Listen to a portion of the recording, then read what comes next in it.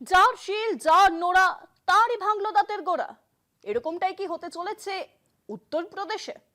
হ্যাঁ, উত্তরপ্রদেশে ভোটার তালিকা সংশোধন নিয়ে এবার সম্পূর্ণ উল্টো ছবি দেখা গেল। যার সরকার, যার প্রশাসন, যার দল, তিনি আজ সবচেয়ে বেশি আতঙ্কিত।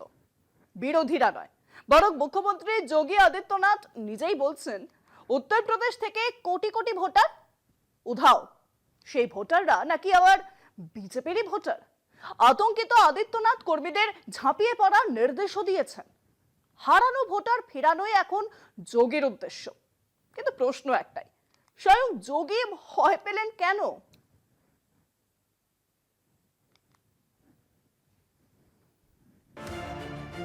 বিশেষ নিবিড় সংশোধন বা এসআইআর নিয়ে উদ্বেগ শুধু বিরোধীদের মধ্যে সীমাবদ্ধ নেই। আর এবার সেই উদ্বেগ প্রকাশ করেছেন উত্তরপ্রদেশের মুখ্যমন্ত্রী যোগী আদিত্যনাথ। তার আশঙ্কা, এসআইআর শেষ হলে রাজ্যে প্রায় 4 কোটি ভোটারের নাম ভোটার তালিকা থেকে বাদ পড়তে পারে। মুখ্যমন্ত্রীর আরও দাবি, এই ভোটারদের বড় অংশই বিজেপির সমর্থক। দলীয় সূত্রে জানা গেছে, সম্প্রতি বিজেপি নেতাদের সঙ্গে বৈঠকে তিনি বলেন, গ্রামে গ্রামে গিয়ে ভোটার যাচাইয়ে সাহায্য করতে হবে। যাদের নাম বাদ পড়তে পারে তাদের খুঁজে বের করতে হবে। তার কথায়, এভাবে এত বিপুল সংখ্যক ভোটারের নাম বাদ পড়া সত্যি উদ্বেগজনক। এরপর রাজ্যের মন্ত্রী দয়াশঙ্কর সিং বলেন, অনেক মানুষের নাম গ্রাম ও শহর দুই জায়গাতেই ছিল। সেই ডুপ্লিকেট নাম বাদ দেওয়ার কারণেই এত ভোটারের নাম কাটা গেছে। সেখানেই প্রশ্ন উঠছে, এত ভোটারদের ভোটেই উত্তরপ্রদেশের সরকার গঠিত হয়েছে। ডুপ্লিকেট ভোটারদের দ্বারা নির্বাচিত সরকারের বৈধতা কি?